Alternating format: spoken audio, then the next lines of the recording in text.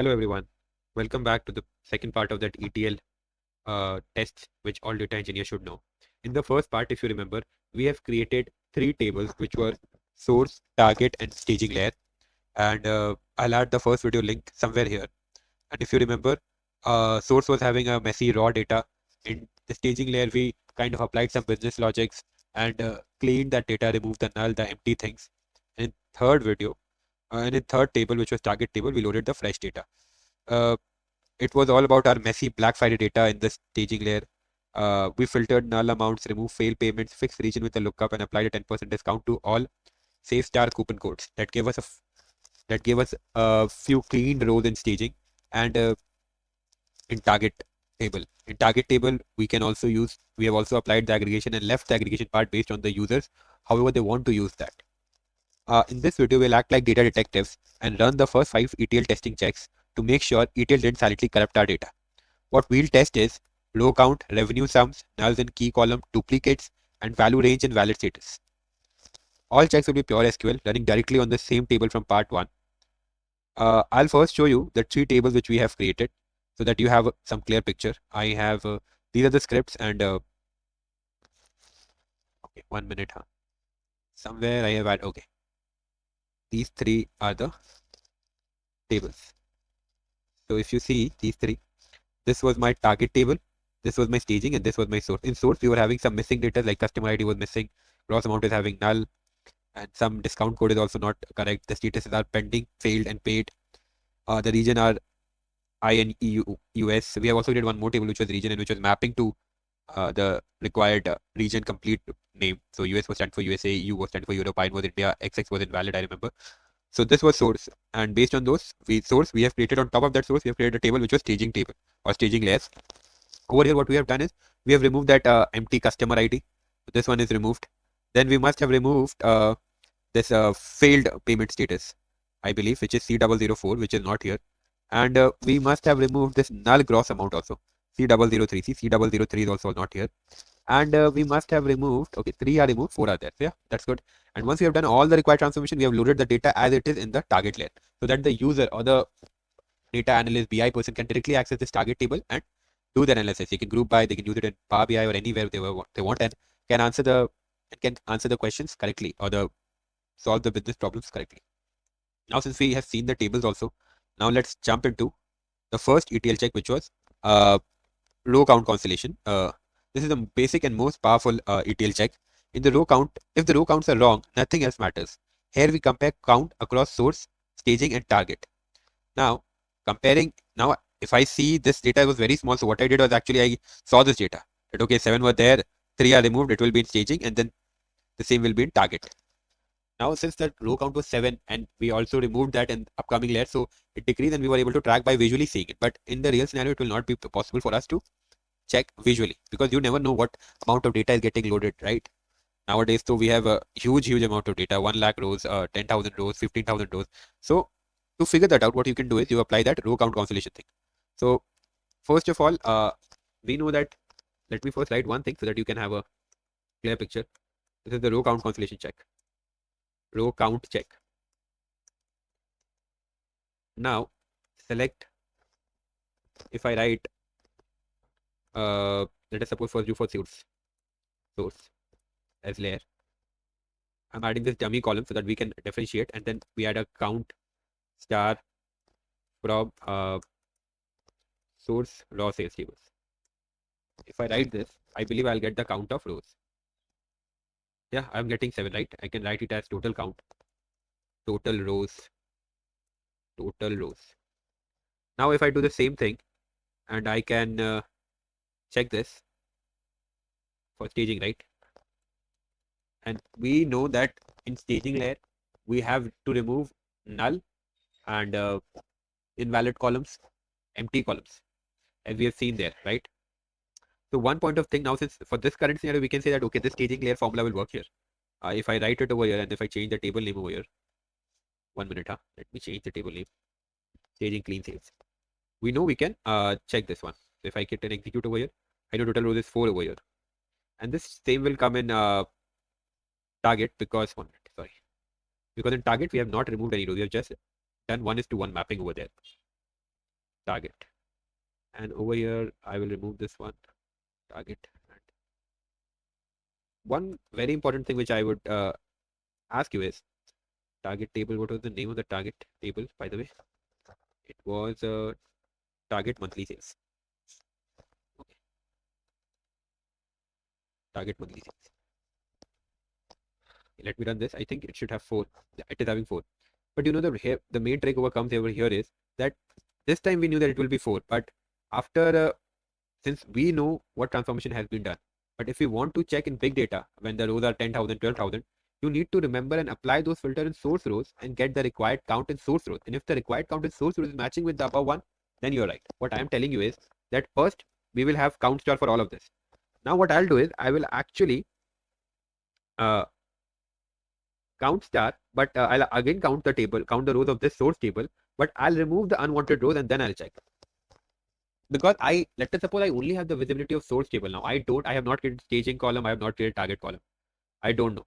But I know source table and I know that I need to remove this row. So first I'll apply those rules over here. If I come over here and let us suppose I apply a column over here, which is where transaction ID, not transaction ID, cust ID. Cust ID, length of cust ID is greater than 0. Length cust ID is greater than 0. If I add this simple thing, I think my count will. Okay, I've added over here, which shouldn't be there. Control X. Let's go to this. I think it should remove from 7 to 6 now. Great. The same thing when I come over here and I see that one more logic which I don't want in my target table and I have to remove in my source table only is that gross amount should not be null and payment status should only be paid or pending. Because these are the transformations which I remember I have done while creating the staging layers. So if I add and you keep in mind that you only have visibility to source, you don't know what is target, what is staging. You are just applying the filters which were assigned to you and you want to do the ETL. So you think these are the rows which should not be in our target table. So what I was telling was pending status, status and status is the column status, payment status in paid, pending, and one more filter was and gross amount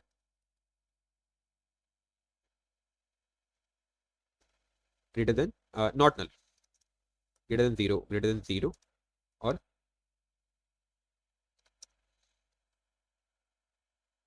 gross amount is not null. By the way, why I have applied is not null here and not equals to not why I have not applied something like this. I could have written is not as like this only, right? But this will cause a problem and I have created a full video over here on this too. You can check my channel there. So since in the source table I wanted to apply this filter and create a staging layer. So if I apply this, what is the count now? Okay, it's 6 only. Payment status in okay. This is not correct by the way. And payment status paid and pending 5. See, we have got this one also. And gross amount greater than 0. Will this work? Let's see. Yeah. So greater than 0 is actually working over here. So these are the 3 filters I needed to apply. There was one more filter which I applied for safe side, which was is not null. And I believe that that should work. Why it didn't work, we will check on that too. But yeah, let's first focus over here. So according to me, if I will create a staging layer, I should have these. This amount. This should be the total rows count, or these are the rows which are now eligible to go to my staging layer. And now I'll check my staging layer. This is the count. Yeah, this is the count. So now I can say the row count is correct. After the transformation, the row count has decreased and it should be the same. Now I will also check because I know that in staging layer, I have applied these filters while creating the staging layer, if you remember in my first video. So after this, in target layer, I remember I have not created any, I haven't applied any filter. I have given them as it is, a 1:1 mapping between staging and target. So if staging count is 4, then target count should also be 4. And we have checked that, I believe. So if we see, source, staging and target all are 4 once we have applied that filter. So this row count thing has been done. If the count is getting same, we are good here. Now the second test which we need to do, the row count has been done. Second count second test, revenue sum aggregation reconciliation. Row count is good, but money can still be wrong. Now our test 2 will check that our revenue is consistent across layers. In source, we sum only valid transaction. We ignore null amount, failed payments, and invalid regions. In the target, we'll sum total revenue, which already includes a 10% discount for save star coupons. If our number don't reconcile according to rules, something in the transformation is wrong. Now there's a business rule which we applied, and that was that if there is a discount applied of save star, something with save star, we will uh, make that amount, decrease the amount by 10%. What I'm talking is this one. This is applied on staging layer only. If you see, this is already explained on my first video. You can check over there too. I'm not going to explain over here. So this is one of the things which we have applied. That if there is a coupon applied, then we will give a discount of 10%. So the total sum or the net amount will be 90% of the current one. And that discount should start with save star. Save 10, save 20, doesn't matter. After save, what is the number, doesn't matter. If save has been the starting point of the discount coupon, we will give them a coupon of 10% discount.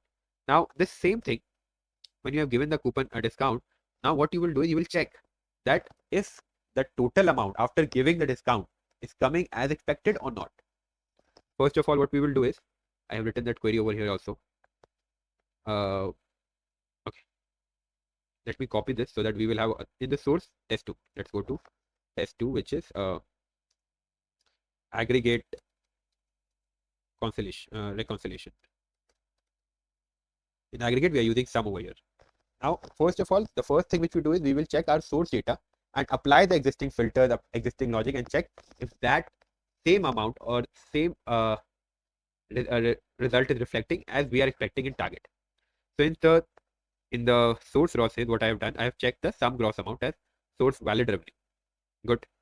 I have taken the gross amount, I have added aggregation sum, and where gross amount is not null, gross amount is greater than 0. I missed to apply that filter above, right? See, there is, I think I've applied or there. That was my mistake actually. It's not null. I was telling you, right? I missed something. And payment status in paid and pending, and region not equal to XX. Yeah, this XX is actually an invalid region. So we have to apply this filter also. Now, if I check this, what is the aggregate amount I'm getting over here for sum? It is 825. And now I'm not sure how many have applied 10% and not applied 10%, right? It is giving me a, how do I say you? It is giving me a record of, it is giving me total sum, which can contain discount applied customers also and not discount applied customers also. To check this, what I'll do is I'll use the second script, which is ETL script of target thing. I'll check the same sum of in target. Let's write that over here quickly. Right. 675, and above we were getting something more than this, right? Yes. Now, if we are getting a less record, so we can say, yeah, some people have actually applied a 10% discount and they have received this. So the net amount is now, net sales of my company is less because some have applied the discount. It is giving up as a, how do I say you? We can assume here that, okay, some have applied and our net sales is less than the net sales expected in source, because in source there were no discount applied amount. There were only amount of the products. So we are good over here if the amount is less here. There is one more way where we can check word by word what I believe is. So in my demo data, if you believe, the valid source revenue before discount was the first one, and the target revenue after applying 10% discount on every save star coupon is something is 625 and whatever it is. So that difference is actually expected because of our business rule. If the target revenue was much lower or higher than expected, the test would immediately catch it, right? Now 825, and if the target revenue was around 200, then at any case, it cannot be a scenario that decreasing 10% in every record we are getting 200 or 100. And however, in the target revenue, if the value was 900, it also cannot happen. Why? Because we are giving a discount. So at any cost, the amount should be up to 825 or less than that, not more than that. So this second test is also very important check based on finance, sales, and billing dashboards. Now we will go for the third test, which is null check on critical columns. By null check, what I want to tell you is that gross amount should never have a null. Customer ID, I believe, should not have a null, right? So these two, customer ID and gross amount, should not have a null, and they are having a null. And I have to remove them in target. Now this I have kept in my mind that, okay, I have to remove that in my target. So I'll check this whether this has been removed in my target or not.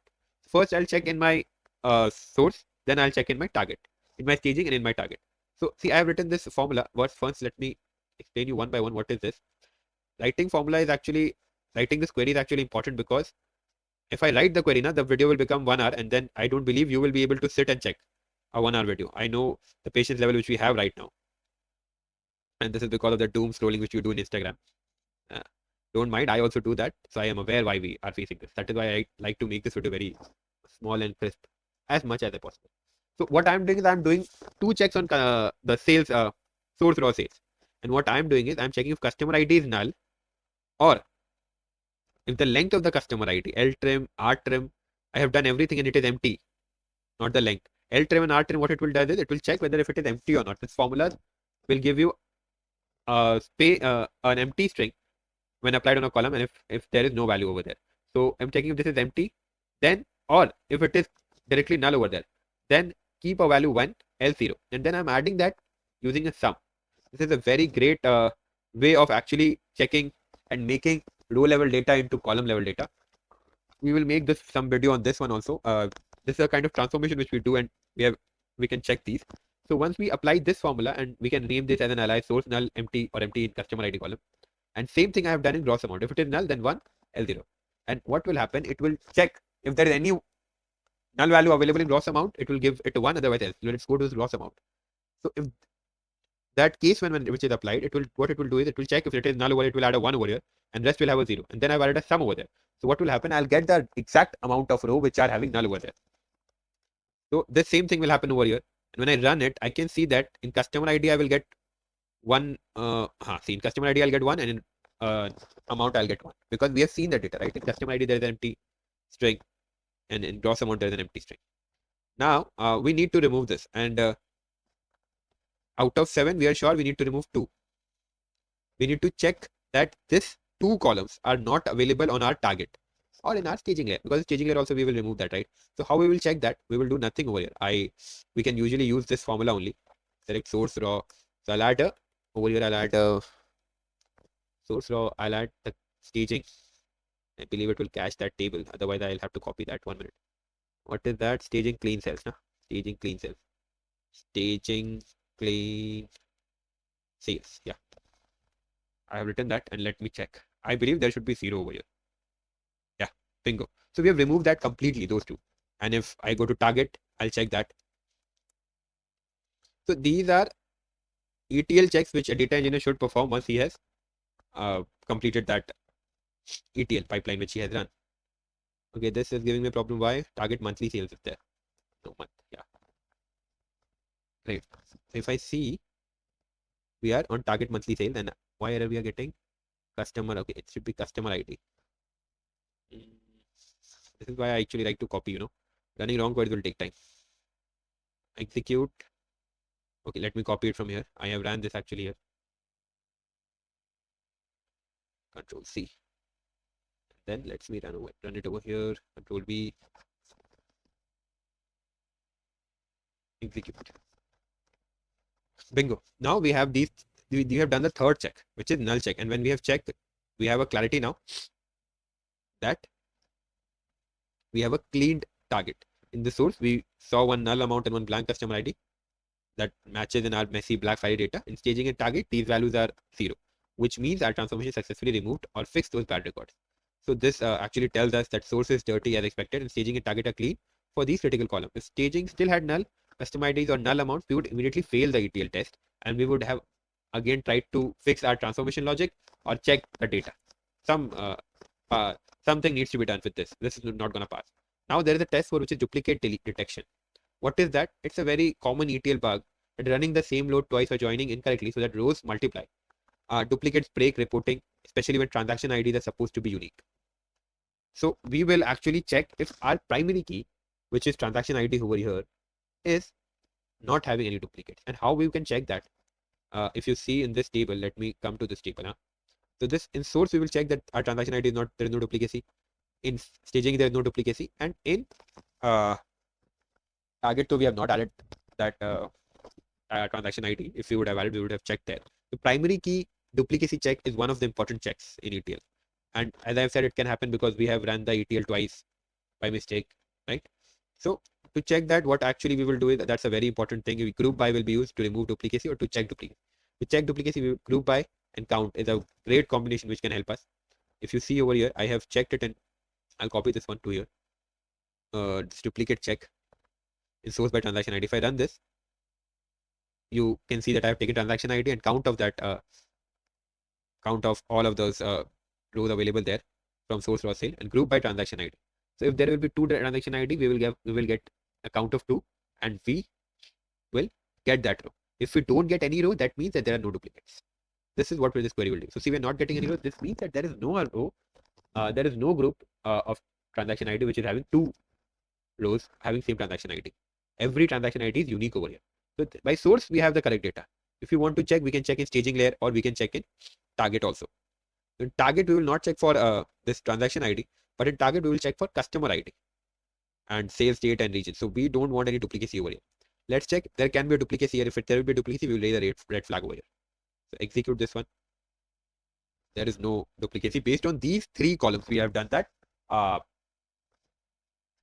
check, duplication check, right? Now again, what I will say that customer ID alone was not the primary key over here in target sales, which we have kept. We have these 3 primary keys. So we have done this primary key check. And it is not mandatory that every time we will check duplicacy on primary key. We can also check duplicacy in all the rows. It's just we need to add that based on group by column. Okay. I hope I made myself clear in duplicacy check. It is very important check which we need to do. In this data set, post query return no rows, which means no duplicates. This test passes. In a real project, if we suddenly see transaction ID with count 2 or 3, it usually means the ETL loaded the same file twice or a join exported the data. This test is simple SQL but saves hours of debugging. Now the last one, this is test 5 that checks value stays inside valid ranges and valid code list. Now for numeric field, that means no negative amounts and no absurdly high values. For status fields, that means only known status like paid, pending, and failed. These checks are part of data quality testing. They prevent garbage data from entering our warehouse. So let's focus on the tables first, and then with what I'll let you know what we need to do. So we are checking the range and status of the columns over here.